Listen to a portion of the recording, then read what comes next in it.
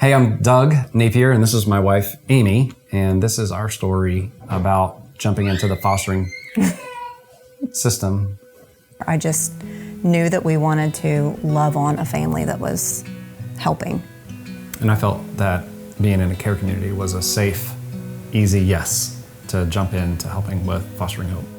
I knew, hey, we can go play with kids, we can take over a meal, but yet we were having good relationship friend time too. So for me, it didn't feel like work. Fostering was not on the radar, no licensing. It was more respite care, that type of thing.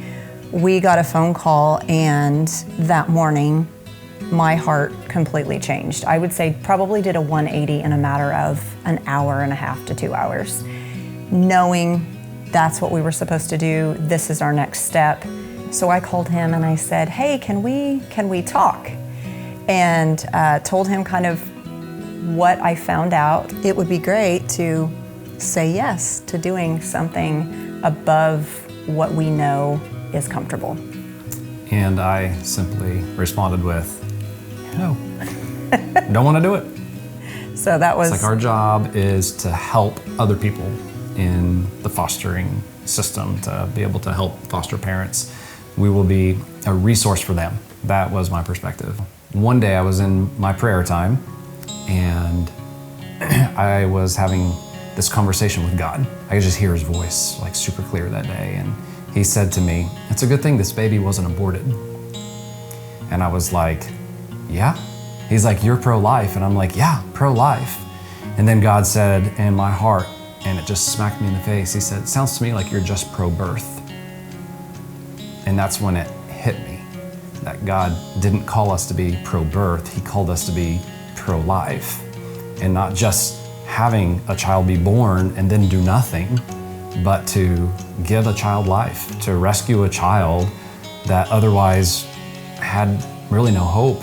And in that moment, God just made it real for me.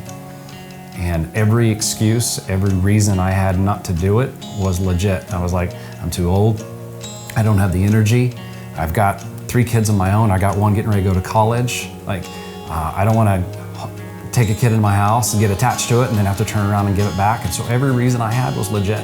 And God said, am I not able to overcome every one of those? Like, yes, it would be hard to give the child back if you had to. Yes, you will be tired if you have to stay up late and give bottles. Yes, you will have to divide your time even more. Yes, you are getting older. And in all of that, God was like, and am I not your provider? Am I not your sustainer? Am I not the one who gives you everything that you need to accomplish what I called you to do? And I had no answer to that. So that morning, I think it was a Saturday, I was in Indianapolis at a baseball tournament, and I looked down at my phone and he had just texted me, let's do it.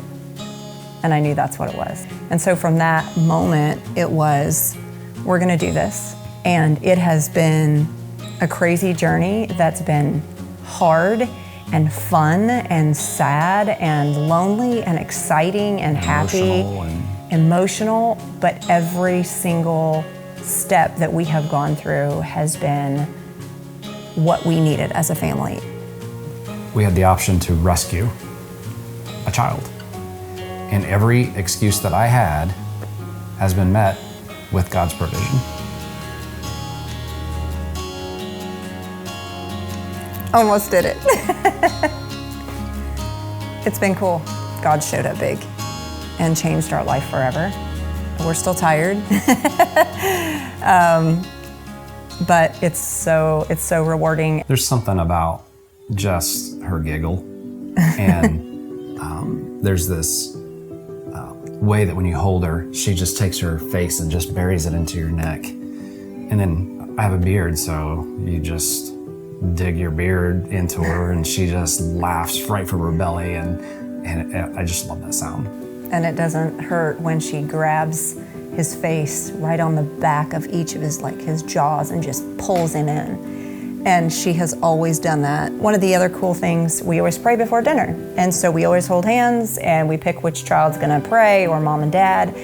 And there were a lot of times where she did not want to hold hands. And all of a sudden, one day, she grabbed a finger And we heard this tiny little voice, and she would say, "Men!" And I think we all just stopped, and I think we all almost cried. The goal when we first started was not to just take this human from where she came from. A good friend of ours said a long time ago, we want to help foster kids write their story, because it's not about us, it's not about them coming into our home, it's about helping us write their story. I mean, the way things ended for us was we were able to adopt. But in order for that to happen, her biological mother did a very sacrificial thing. August 28th of 2020, which 2020 has not been the best year. I've always tried to look for some silver lining. And so our silver lining for 2020 was the adoption of our daughter. And God doesn't call us to the easy. He calls us to the hard. And I mean, if it was easy, there wouldn't be the issues that we run into. But God, I think that God calls us to the hard. And we get called right into the middle of mess sometimes, and sometimes we get called right into the middle of difficulty, and we have to be obedient. And regardless of the outcome, we trust God.